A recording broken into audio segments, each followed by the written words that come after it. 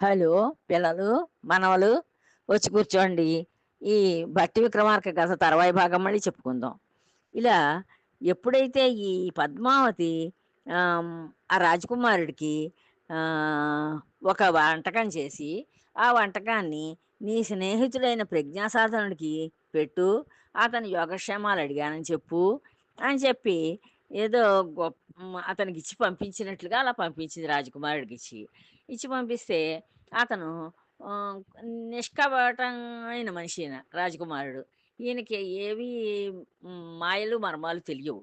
తెలియకపోవడంతోటి ఆహ్, "ఓ స్నేహితుడా, ఆహ్, నా నాకు అదే నేను ప్రేమిస్తున్న ఆ రాజకుమార్తె నీకివ్వమని చెప్పి ఒక వంటకం చేసిచ్చిందయ్యా. అదేమోను నువ్వే తిను, అతనికే పెట్టు, నువ్వు మాత్రం తినకు" అని కూడా చెప్పింది ఆ అమ్మాయి. అని చెప్పి ఈ పద్మావతి ఇచ్చిన వంటకాన్ని ఆ స్నేహితుడికిచ్చాడు. రాజకుమారుడికిచ్చాడు. ఇచ్చేసరికి ఆ రాజకుమారుడికి ఆ మంత్రి కుమారుడికి అనుమానం వచ్చింది. ఏమిటి, ఇద్దరూ తినమని చెప్పొచ్చును కదా! ఈ వంటకాన్ని. తనే స్వయంగా చేసి నాకెందుకు పంపించింది ఇలాగా? ఇందులో ఏదో మర్మం ఉంది. ఆవిడ మనసులో ఏదో ఆలోచనుంది. ఏ ఏ ఆలోచన లేకపోతే ఇటువంటి పని చేయదు అని చెప్పి అనుకుని ఆలోచించుకున్నాడు ఈ మంత్రి కుమారుడు. రాజకుమారుడికి పాపం అన్నీ తెలియవు. ఆ మాయలు, మర్మాలు తెలియవు. తెలియక ఆ వంటకాన్ని తెచ్చి ఇతనికిచ్చాడు. ఇతనేమో ఇలా ఇందులో ఏదో ఉందని చెప్పి ఆలోచించాడు. ఆలోచించి ఆహ్, అతన్ని ఇప్పుడు రాజకుమారుడిని తినొద్దని చెప్పింది. నాకే ఇవ్వమని చెప్పింది. దీంట్లో మొత్తం ఏదో దాగుంది విషయం. అది తెలుసుకోవాలని అక్ ఒక కొంత భాగం ఆ అమ్మాయి పంపించిన ఆ పదార్థంలో కొంత భాగాన్ని తుంపి అక్కడ ఒక కుక్క ఉంటే ఆ కుక్క వేశాడు. కుక్కకి ఎప్పుడైతే వేశాడో, ఆ కుక్క ఆ ముక్కని తినడంలో గిలగిలా తన్నుకుని ప్రాణాలొదిలేసింది. ప్రాణాలొదిలేసేసరికి అప్పుడు ఈ మంత్రి కుమారుడు మళ్ళీ ఆలోచించడం ప్రారంభించాడు.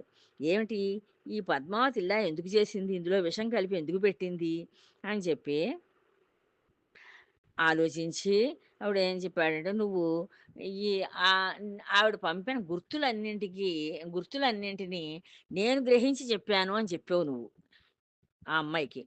చెప్పడంతోటి ఆ అమ్మాయి ఏం ఆలోచించిందంటే, "నువ్వు చాలా నువ్వు చాలా ఆహ్, కొంచెం తెలివి తక్కువ వాడవని, నేను బాగా తెలివైన వాడినని, అంచేత ఇప్పుడు నిన్ను నేను ఏదో చెప్పి ఏదో మాయ చేసి నిన్నిక్కడి నుంచి తీసుకుపోతాను, ఆవిడ నుంచి విడతీసి, అంచేత నన్ను చంపేస్తే ఇంకా నిన్ను అక్కడికి మళ్ళీ మన రాజధానికి తీసుకెళ్ళి వాళ్ళెవరూ ఉండరు కదా! నువ్విక్కడ చచ్చిపోయావా అనేది ఎవరికీ తెలియదు కదా! అనుకుని ఆవిడ నన్ను చంపుదామని చూసింది. అందుకని చూసావా, ఈ కుక్క ఆ పదార్థం తినగానే ఎలా గిలగిలా తన్నుకుని చచ్చిపోయిందోను అని చెప్పి ఆహ్, ఈ రాజకుమారుడికి చెప్పాడు. ఇది జరిగిన సంగతని. ఎప్పుడైతే అలా చెప్పాడో ఆహ్, ఆ రాజకుమారుడికి ఆవిడ మీద, అమ్మాయి మీద, అంత ప్రేమించిన అమ్మాయి మీద విపరీతమైన కోపం వచ్చేసింది. పట్టరానంత కోపం వచ్చేసింది. ఇంకా ఆవిడ ముఖం నేను చూడకూడదు అని అలా తిట్టుకుంటూనే ఉన్నాడు ఆ అమ్మాయిని, ఆ రాజకుమార్తెని. ప్రజ్ఞాసాధనుడు, "ఓహ్! చెలికాడా, దాన్ని తిట్టడం వల్ల ప్రయోజనం ఉండదు. ఆ అమ్మాయిని నువ్వు తిడుతున్నావు. ఎందుకు తిట్టడం వల్ల ఏమిటి ప్రయోజనం? ఇంకా మనం ఈ ఊళ్ళో ఉండొద్దు. మనం ఇంకిక్కడ ఉండవలసిన పని లేదు. నడు వెళ్ళిపోదాం. ఇంత చేసిన పద్మావతి నన్నో, నిన్నో, మనిద్దరినో చంపడానికి ప్రయత్నం చేయక మానదు. మనిద్దరిని చంపేస్తే చంపేసేయొచ్చు. లేపోతే నన్నైనా చంపేస్తుంది, నిన్నైనా చంపేస్తుంది. ఆ అమ్మాయి మరి ఎందుకిలా చేసిందో, ఆ అమ్మాయి మనసులో ఏముందో. అయితే క్రూరురాలైన పద్మావతిని ఊరికే వదిలి వెళ్ళడం సరికాదు. ఆ అమ్మాయి దుర్మార్గంగా ఆలోచించింది నన్ను చంపాలని. అంచేత ఆ అమ్మాయిని ఉత్తినే వదిలేయకూడదు. ఇంత చేసింది కదా క్రూరత్వంగాను, దుష్టంగా ఆలోచించి. అంచేత దానికి ప్రతీకారం చేసి మరీ వెళ్ళాలి. ప్రతీకారం చేసేద్దాం. చేసే వెడదాం. నువ్వు మళ్ళీ ఆమె వద్దకు వెళ్ళి నాకా వంటకం ఇచ్చాననే తప్ప మరేమి చెప్పకు. రాజకుమారుడితోటి చెప్తున్నాడనమాట ఈ మంత్రి కుమారుడు. "నువ్వు మళ్ళీ ఆ అమ్మాయి దగ్గరికెళ్ళు. వెళ్ళు గానీ వంటకం నాకిచ్చాననే చెప్పు" అంతేనే కానీ ఇంకేమీ చెప్పకు నువ్వు. ఇక్కడ జరిగిన విషయాలు ఇంకేమీ చెప్పొద్దు. చెప్పకుండా నేను నువ్వు ఇచ్చిన వంటకం నా స్నేహితుడికి ఇచ్చాను మంత్రి కుమారుడికి అని చెప్పు. పడక గదికి వెళ్ళి సుఖించాక నిద్రపోతున్నట్లు నటించు. నువ్వు పడక గదికెళ్ళు ఆవిడతోటి పాటు. కలిసి వెళ్ళి నువ్వు పడిన తర్వాత నువ్వు నటిస్తున్న నువ్వు ఒక పడుకున్నట్లుగా నటించు ఉత్తినేను. నిద్రపోకు. ఆమె నిద్రలోకి జారుకుంటుంది. దాని కంఠంలోని పొడవైన రత్నహారం తెచ్చేసేయి. తెచ్చేసి ఆమె గుండెల మీద మచ్చలు పడేటట్లు గోళ్ళతోటి గుచ్చు. రహస్య మార్గంలో వచ్చేయి అని చెప్పాడు ఈ మంత్రి కుమారుడు తన స్నేహితుడైన రాజకుమారుడికి. ఆమె తినే పదార్థాల్లో దీన్ని రహస్యంగా కలిపితే ఆమె గాఢ నిద్రలోకి మునిగిపోతుంది. ఆవిడ ఏం తింటుందో చూసి, ఆ తినే పదార్థాల్లో నేను ఇదిగో నీకు మత్తు పదార్థాన్ని ఇస్తున్నాను. దీని ప్రాణహాని ఏమి ఉండదు. మత్తు వస్తుందంతే. ఈ మత్తు పదార్థం కలిపేయి. తినే పదార్థాలు ఏది తింటూ ఉందో ఆవిడ అందులో కలుపు. కలిపితే ఆవిడ మత్తులోకి వెళ్ళిపోతుంది. అలా మత్తులో నిద్రపోతూ ఉంటుంది. నువ్వేమోను ఆవిడ హారం తీసేసుకో మెళ్ళోది. ఆ హారాన్ని పట్టుకుని మెడ మీద నువ్వు కొన్ని గుర్తులే వచ్చేటట్లుగా గీరు గోళ్ళతోటి. గీరి రహస్య మార్గం ఉంది కదా! నీకది తెలుసును గనక, ఆ రహస్య మార్గం గుండా మళ్ళీ వచ్చెయి. ఆమె నీ పనులు సులభంగా చక్కబెట్టుకోగలవు. అప్పుడు నీ పనులన్నీ నువ్వు సులభంగా చక్కబెట్టుకుంటావు. ఎంచేత ఆవిడ గాఢ నిద్రలో ఉంటుంది అంటూ ఆకురసంతో ఒక మాత్ర చేసి ఇచ్చాడు. ఆకులేవో నూరి దాంతోటి ఒక మాత్ర చేసి ఇచ్చాడనమాట. రాజకుమారుడు చీకటి పడ్డాక రహస్య మార్గంలో వెళ్ళాడు. చీకటి పడింది. చీకటి పడిపోయిన తర్వాత ఓ రహస్య మార్గం చూసుకుని ఈ రాజకుమారుడు ఆ రాజకుమార్తె దగ్గరికి వెళ్ళాడు. పద్మావతి ఆమెను చూడగానే సంతోషంగా కౌగిలించుకుంది. ఆవిడకి మరి ఈయన ఉండడం ఇష్టమే. కానీ ఈయన్ని మంత్రి కుమారుడు తీసుకుపోతాడేమో అన్న దృష్టితోటి ఇచ్చిందేమో అని వీళ్ళు ఆలోచించుకున్నారు. ఆహ్, ఆహ్, అది మొత్తానికి పద్మావతి ఈ రాజకుమారుడిని చూడగానే వచ్చి గబగబా ఈయన్ని కౌగిలించుకుంది. "ఏమిటి విశేషాలు? నీ స్నేహితుడిని చూసావా?" అని అడిగింది. "బాగున్నాడా? నేనిచ్చిన పదార్థం భుజించాడా?" అని అన్ని విషయాలు అడిగింది. నేను ఓ పదార్థం నీకు ఇచ్చి పంపించాను కదా! అది తిన్నాడా లేదా? నువ్వు ఇచ్చావా లేదా? అంటూ అడిగింది. రాజకుమారుడు నేను కొనిపోయిన వస్తువులను ఆహ్, వ అతడు తిన్నాడు. నేను పట్టుకెళ్ళినవన్నీ అతను తిన్నాడు శుభ్రంగాను అని కపటంగా చెప్పాడు. అంటే ఇతనికి మళ్ళీ మంత్రి కుమారుడు చెప్పి పంపించాడు గనక ఇతను కొంచెం అబద్ధం ఆడగలిగాడు. ఆమె చాలా సంతోషించింది. హమ్మయ్య! అయితే వాడు తినేసాడు గదా! ఇంక వాడు చచ్చిపోతాడు. ఇంక మనకేం బెంగలేదులే అనుకుంది ఆ రాజకుమార్తె. భోజన సమయంలో పద్మావతి తినే వాటిలో మంత్రి కుమారుడిచ్చిన గుళిక కలిపి భోజనం అయ్యాక మదనకేళ్ళు ఆమెను ముంచాడు. భోజనం అయిపోయింది.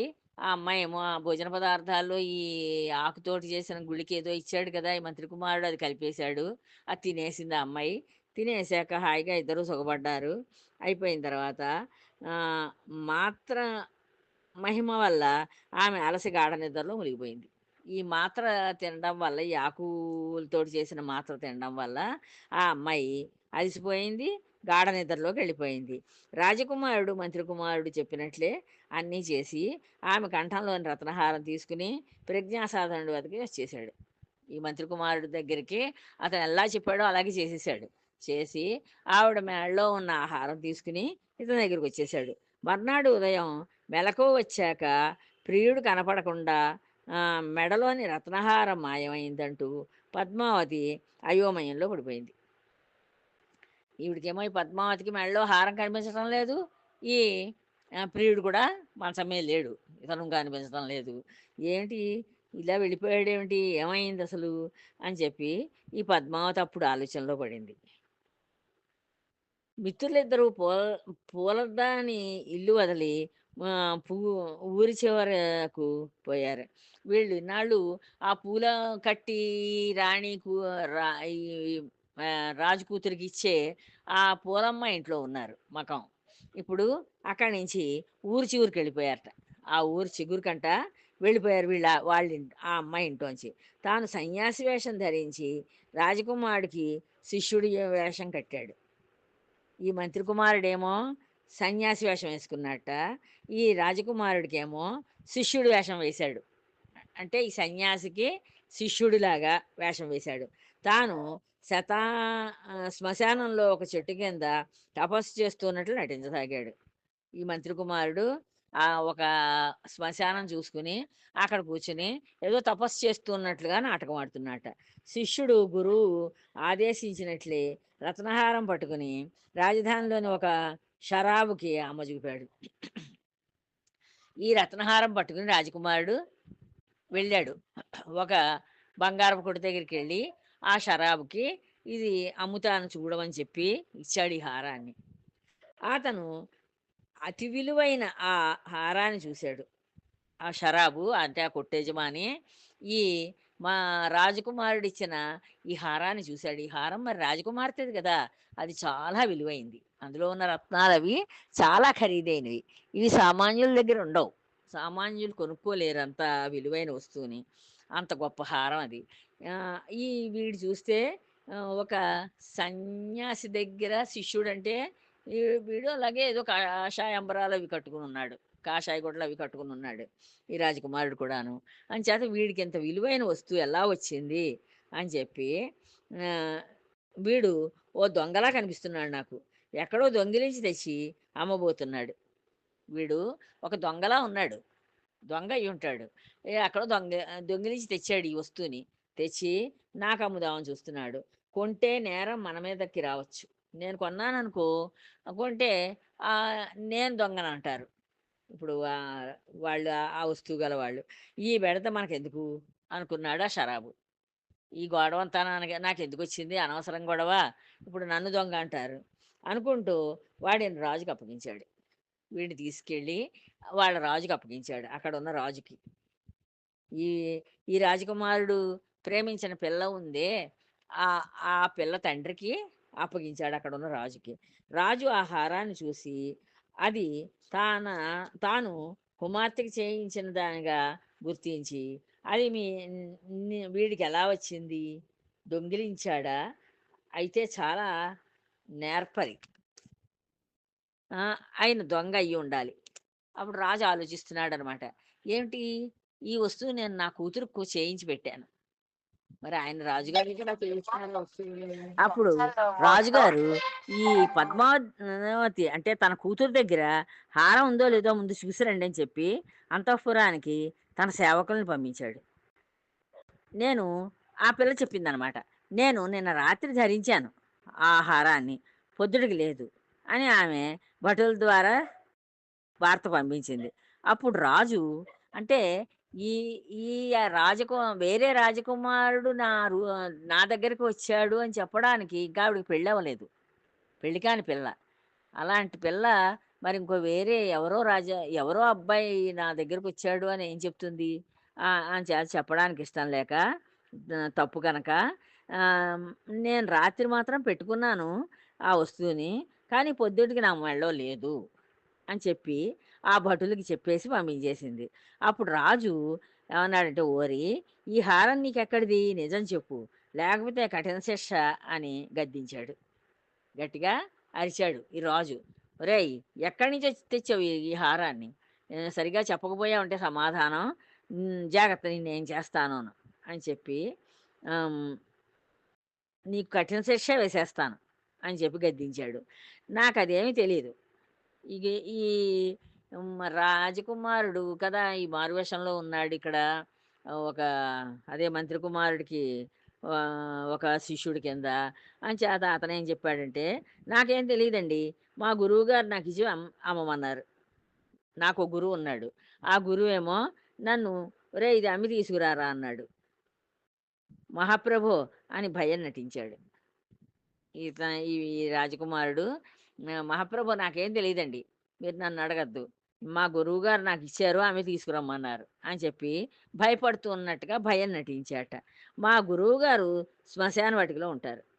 మీ గు మా మా మీ గురువుగారు ఎక్కడున్నారు అని అడిగితే, మా గురువుగారు శ్మశానంలో కూర్చొనున్నారు. ఆ యోగి పుంగవుడి ద్వారా మీకంతా తెలుస్తుంది. ఆ యోగి మీకన్నీ చెప్తాడు నడవండి అన్నాడు. అంటూ తన గురువుని ఎంతగానో పొగిడాడు. తన ఈ మంత్రి కుమారుడిని, అంటే తన స్నేహితుడిని ఈ రాజకుమారుడు ఆహ్, ఎంతో గొప్పగా పొగిడాడు. అంత గొప్ప యోగిని పిలిపించడం యుక్తం కాదని రాజు మంత్రిని ఆహ్, దండ తెచ్చిన వాడిని, సేవకులని వెంటబెట్టుకొని తానే శ్మశానానికి వెళ్ళాడు. ఈ రాజు ఏం చేశాడు, సరే అయితేను, మరి అంత గొప్పవాడని చెప్తున్నాడు తన గురువుగారు. అంత గొప్పవాడైనప్పుడు ఆయన్ని మన రాజ్యానికి పిలిపిస్తే బావుండదురా, మన ఆస్థానానికి పిలిపించకూడదు అని చెప్పి తన మంత్రిని తీసుకున్నాడు. ఈ దండ తెచ్చిన ఈ కూతురు యొక్క హారాన్ని తెచ్చిన ఈ ఈ పిల్ ఇతను రాజకుమారుడు మరి మారువేషంలో ఉన్నాడు గదా! అంచేత ఇతన్ని కూడా నడవమన్నాడు. సేవకులను కూడా వెంటబెట్టుకున్నాడు. ఆయనే శ్మశానానికి వెళ్ళాడు ఆ రాజు. అక్కడ చెట్టు కింద జపం చేస్తూ ఉన్న కపట సన్యాసిని చూశాడు. అక్కడ ఓ చెట్టు కింద కూర్చున్నాడు ఈ మంత్రి కుమారుడు. కూర్చొని కపట సన్యాసిలాగా జపం చేస్తూ ఉన్నట్లుగా నటిస్తున్నాడు. "స్వామి, ఎంతో విలువ గల ఈ రత్నహారాన్ని ఇతని చేతికిచ్చింది మీరేనా?" అని అడిగాడు. "ఇది చాలా విలువైన హారం. ఈ హారాన్ని స్వామి మీరే ఇచ్చారా ఈ కుర్రాడికి?" అని అడిగాడు. అడిగితే, "కాదు, అప్రయత్నంగా లభించింది. నేనేం ఇవ్వలేదు."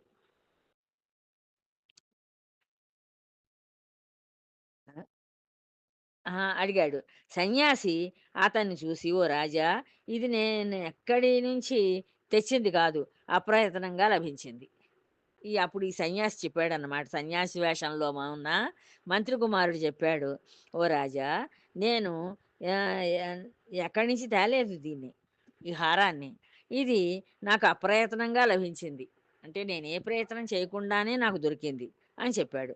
నేనిక్కడ జపం చేసుకుంటున్నాను. చేసుకుంటూ ఉంటే సర్వాలంకారు ధరించిన ఒక లావణ్య వచ్చింది. ఒక అందమైన పిల్ల ఇక్కడికొచ్చింది. నేను జపం చేసుకుంటున్నాను ఇక్కడ. ఈ శ్మశానంలో కూర్చొని జపం చేసుకుంటూ ఉంటే ఇక్కడికో అందమైన అమ్మాయొచ్చింది. అర్ధరాత్రి ఒంటరిగా ఆమె ఎందుకొచ్చింది? ఆమె ఎవరు? అని వెన్నెల్లో ఆమె వేపు పరికించసాగాను. ఇదేమిటి, ఇంత అందమైన పిల్ల అర్ధరాత్రి పూట ఒక్కతి చీకట్లో శ్మశానంలోకి ఎందుకొచ్చింది పైగాను అని చెప్పి ఆవిడని నేను పరిశీలించి చూస్తున్నాను. చూస్తూ ఉంటే ఆ సుందరాంగి పూర్వరూపం వదిలేసి భయంకరాకారం ధరించి చితి మీద కాలుతున్న శవాన్ని ఈడ్చి తెచ్చుకొని ఒక చోట కూర్చుని తినడం మొదలెట్టింది. అప్పుడు చెప్తున్నాడనమాట ఈ కథ అంతా, తన కథ అల్లేసి. ఆ అమ్మాయి చాలా అందంగా ఉంది. ఇంత అందమైన పిల్ల అర్ధరాత్రి ఎందుకొచ్చింది శ్మశానంలోకని ఈ రాజకుమ్ ఈ మంత్రి కుమారుడు ఆవిడని బాగా పరిశీలించి చూస్తే, ఆ సుందరాంగి ఏం చేసింది, ఈ పూర్వ రూపాన్ని వదిలేసింది. సుందరమైన రూపాన్ని వదిలేసి ఒక బ్రహ్మరాక్షసిలా అయిపోయింది. భయంకరాకారాన్ని ధరించేసింది. భయంకరాకారాన్ని ధరించి ఆహ్, గ గబగబా ఒక చితి మీద కాలుతూ ఉన్న ఒక శవాన్ని ఈడ్చుకొచ్చింది. ఈడ్చుకొచ్చి ఒక చోట కూర్చుంది. ఒక చోట కూర్చొని ఆ శవాన్ని తినడం మొదలుపెట్టింది. అది చూసి నేను ఆశ్చర్యపోయి మంత్రశూలం చేతిలో పట్టుకుని ఆ పిశాచం దగ్గరికెళ్ళి, "ఓసి, నువ్వెవతివి?" అని అడిగాను. అప్పుడు ఈ మంత్రి కుమారుడు చెప్తున్నాడనమాట. అది నేను చూశాను, ఆశ్చర్యపోయాను. ఏమిటి ఇంత అందమైన పిల్లగా వచ్చింది, మళ్ళీ పిశాచంలా మారిపోయింది. ఈ పిశాచం వెళ్ళి కాలుతూ ఉన్న ఒక శవాన్ని లాక్కొచ్చింది. దాన్ని కూర్చొని తింటోంది. ఏమిటి ఇదంతాను అని చెప్పి ఆశ్చర్యపోయి, మంత్రశూలం ఉంది నా దగ్గర. ఆ శూలం చేత్తోటి పట్టుకున్నాను. పట్టుకుని ఆ పిశాచం దగ్గరికెళ్ళి, "ఓసి, నువ్వెవతివి? నువ్వెవరసలు? ఎందుకిలా చేస్తున్నావు?" అని అడిగాను. ముందు అలాంటి సుందరాకారము, ఇప్పుడు ఈ పిశాచము ఆకారము ఏమిటి అని గద్దించాను. ముందేమో ఓ సుందరిగా వచ్చావా? ఇప్పుడేమో ఓ పిశాచంలా మారిపోయావా? ఏమిటిది? ఇదంతా ఎందుకు చేస్తున్నావు ఇలాగా? అని చెప్పి గద్ గట్టిగా అడిగాను నేను. అడిగితే నా మంత్రశక్తి భయపడింది. నా మంత్రశక్తికి ఆ అమ్మాయి భయపడిపోయింది. భయపడిపోయి, "స్వామి, నేను భయంకర భూతకోటిలోని దాన్ని. నేను ఈ భయంకరమైన భూతాలుంటాయి. ఆ భూతకోటి ఎన్నో రకాల భూతాలుంటాయి. వాటిల్లో ఒక రకం దాన్ని నేను. ఒక కారణం వల్ల ఈ పురాన్ని పాలించే రాజుకి కూతురిగా పుట్టాను. ఏదో కారణం ఉంది నాకు. ఆ కారణం వల్ల ఈ ఈ ఊరిని ఎవరైతే పరిపాలిస్తున్నారో ఆ రాజుకి నేను కూతురుగా పుట్టాను. ఆ రాజు కూతురుగా పుట్టి నా పేరు పద్మావతి. నాకు వాళ్ళు పద్మావతి అని పేరు పెట్టారు. నాకు సర్వభోగాలు ఉన్నా సహజమైన భోజనం లేనిదే తృప్తి పడదు. నే నాకు అన్ని రకాల భోజనాలు పెడతారు. రాజకుమార్తెను కదా! నాకు గొప్ప గొప్ప భోజనం తయారు చేయించి పెడతారు. కానీ నాకు సహజమైన భోజనం ఈ శవాళి. అంచేత ఈ భోజనం లేకపోతే నాకు తృప్తి ఉండదు. నేను శ నేను భూతాన్ని కదా! అంచేత నాకు తృప్తి లేదు ఆ భోజనాల వల్ల. అందుకని ప్రతి రాత్రి ఇక్కడికి వచ్చి తృప్తిగా శవాలను తిని మళ్ళీ అంతఃపురం పోతూ ఉంటాను. నేను రోజూ ఇక్కడికొస్తాను. ఈ శ్మశానానికొచ్చి ఇక్కడ ఉన్న ఆ శవాలను తీసుకుని తినేస్తాను. తినేసి మళ్ళీ అంతఃపురానికి వెళ్ళిపోతూ ఉంటాను. నన్ను క్షమించు అంది. నన్ను క్షమించవయ్యా అని అడిగింది.